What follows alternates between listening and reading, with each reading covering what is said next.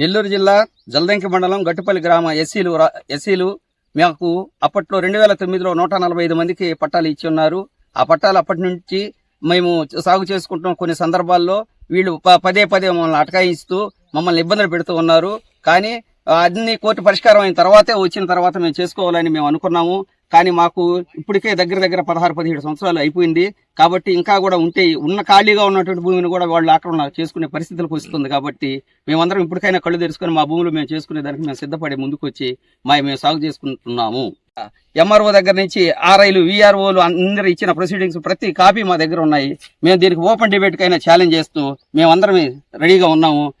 ఎటువంటి పరిస్థితుల్లో మా దొంగ కాదు, మేము ఎప్పుడు కూడా భయపడాల్సిన అవసరం లేదు. ఇది మా రైట్ కాబట్టి ఎవరు చెప్పినా ఎవరు చెప్పకపోయినా సరే ఈ రోజు నుంచి మాత్రం మా పొలాల్లో నుంచి మేము వెనకపోయే ప్రసక్తే జరగదు. దీని మీద ఏమైనా జరిగిన ఇబ్బంది లేదు. మేము కూడా ఈ గ్రామంలో వచ్చేసి ఓట్ల ఎలక్షన్ లో మా గ్రామంలో 2 బూతులు ఉంటే 2 బూతుల్లో ఒక బూత్ మాదైతే ఆ బూత్ లో మెజార్టీ ఓట్లు మాయే తెలుగుదేశానికి వచ్చి ఉన్నాయి. మేము ఓట్లేస్తేనే మెజార్టీ వచ్చింది. కానీ అది కూడా గుర్తించుకోలేని పరిస్థితుల్లో ఎమ్మెల్యే గారు వాళ్ళ అన్నదండలతో ఉన్నటువంటి అనుచరులు వీళ్ళంతా మా మీద లేనిపోని బురదలుతూ మా పైన ఈ పొలాల్లోకి రానియకుండా అడ్డుకోవాలని ప్రయత్నం చేస్తున్నారు.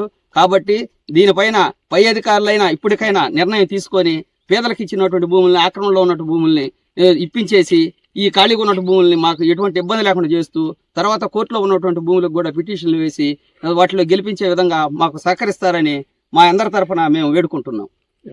దొంగవి కోర్టులు కొట్టేశారు అని అనే వాళ్ళకి ఈ రోజు కూడా మేము అంటే ఎట్లా అంటే మేము సవాల్గా చెప్తున్నాం. ఇది వాస్తవం అవాస్తవం అధికారులు తేల్చాలి. కానీ పదే మమ్మల్ని ఎస్సీలు దొంగ పట్టాలు అని మమ్మల్ని చిన్నబుచ్చినట్టు మాట్లాడుతూ ఉన్నారు. వీళ్ల పైన అట్రాసిటీ కేసులు కూడా పెట్టాలి. ఎందుకంటే ఎస్సీలంటే సాటి మానవులే, సాటి మనుషులే. కాబట్టి పదే ఎస్సీలు దొంగ పట్టాలు అంటా ఉన్నారు. కాబట్టి ఇది కరెక్ట్ కాదు. తర్వాత మా దగ్గర ఉన్నటువంటి ప్రతి రికార్డు పిన్ టు పిన్ మా దగ్గర మేమందరమే మా బృందంతో అందరం కలిసి వెళ్ళి జల్దంకి ఎంఆర్ఓ ఆఫీస్ దగ్గర నిరసన తెలియజేశాము. ఆ నిరసనలో కావలి డిఎస్పీ గారు, తర్వాత సిఐ గారు, తర్వాత ఎస్ఐ గారు వీళ్ళ సమక్షంలో 10 రోజుల తర్వాత మీకు పరిష్కారం చూపుతామని చెప్పారు. 10 రోజుల తర్వాత టైం అయిన తర్వాత మేము వెళ్ళాము. వెళ్ళిన తర్వాత మేము అక్కడికి వెళ్ళగానే మీరు ఖాళీగా ఉన్నటువంటి భూములు చేసుకోండి, ఎటువంటి అభ్యంతరం లేదని చెప్పారు. ఎమ్మెల్యే గారు కూడా ఒప్పుకున్నారని చెప్పారు. దాని ప్రకారంగా మా భూములు మేము చేసుకుంటున్నాము.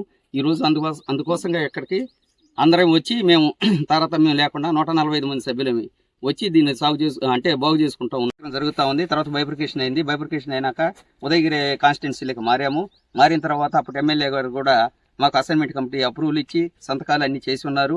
కాబట్టి ఇది వాస్తవము. మా దగ్గర ఎటువంటి దొంగ పట్టాలు కానీ ఇంకోటి కానీ తెచ్చుకోవాల్సిన అవసరం మాకు లేదు. కానీ మాకు ఆ రోజుల్లో అవగాహన లోపంతో ఎవరైతే పెత్తందారులు ఉన్నారో ఆ పెత్తందారులు వచ్చేసి కోర్టుకు పోయినప్పుడు మేము దాన్ని మిగులు భూములు చేసుకోమని గవర్నమెంట్ వారు చెప్పినా కూడా మాకు అవగాహన లోపంతో దాన్ని భూములు మేము చేసుకుంటుంటే వాళ్ళు రాజకీయంగా అధికారులను లోపరుచుకొని మాకు ఇబ్బంది పెట్టి ఈ భూములకు కూడా రానియకుండా చేశారు. మేము దగ్గర 4 నెలల నుంచి కలెక్టర్ దగ్గరికి కానీ ఆర్డీఓ దగ్గర కానీ తీసుకున్నాం. 1/3 మెజార్టీతో ఉన్న పంచాయతీ తీర్మానం కూడా.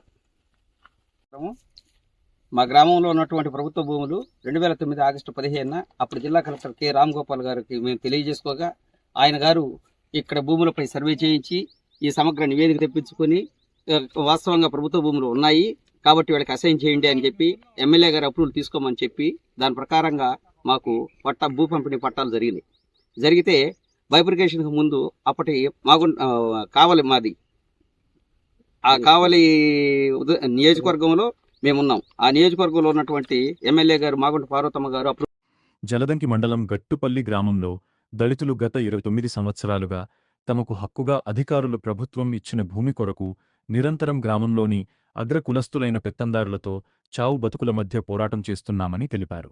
కావలి నియోజకవర్గంలో ఉన్నప్పుడు ఇచ్చిన భూములు ఆనాటి ఎమ్మెల్యే మాగుంట పార్వతమ్మ మరియు విభజన జరిగిన తర్వాత ఉదయగిరి ఎమ్మెల్యే మేకపాటి చంద్రశేఖర్ రెడ్డి క్షేత్రస్థాయిలో విచారణ చేసి ఈ భూములు వీరికే చెందాలని జిల్లా స్థాయి అధికారులకు సిఫార్సు చేసిన అధికారులు పరిశీలించి భూములను పట్టా రూపంలో దాదాపుగా 160 మందికి అందజేసినా ఇంతవరకు ఆ భూములలో అడుగుపెట్టలేని పరిస్థితి.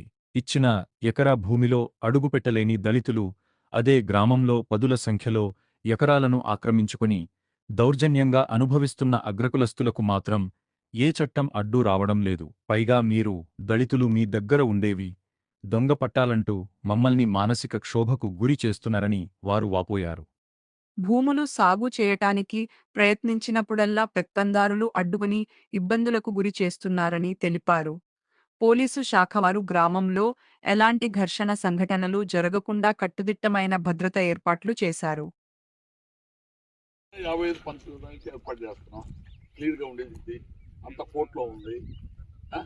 కొంతేమో కొద్దిగా ఆక్రమణలో ఉంది విభాగం, అంతా కోర్టులో ఉంది, కొన్ని పట్టాలు ఉంది, అంతా బాగా 50 ఎట్లా తేలింది అది మీకు ఇస్తానికి ఓకే చేస్తాం. అది విషయం. వారు మీ దగ్గర రికార్డు ఉంది, ప్రతిదీ రికార్డు ప్రకారంగా మీ దారి మీరు చేసింది, దాని కొత్తగా దాని గురించి మాట్లాడాల్సిన అవసరం ఏం లేదు. ఆ దారి ఉంది అక్కడే, ఆ దారిని ఎవరు తీసుకోలేదు. తర్వాత వచ్చేసి ఖాళీగా ఉన్నటువంటి భూమిని మేము చేసుకునేటప్పుడల్లా ప్రతిసారి సమస్య ఈ మీటింగ్ ఏంది సార్ అసలు? ఏమి లేదు, ఏమి అది లేదు. ఏంది అసలు? ఇదంతా ఈ చర్చ కోర్టుకు పోయి ఉంది, కోర్టుకు పోయిన దాన్ని కోర్టులో తెలుసుకోవాలి కానీ ఇది ఏంది సార్ అసలు? ఇది ఎవరు చెప్పలేదు, ఎవరు చెప్పలేదు.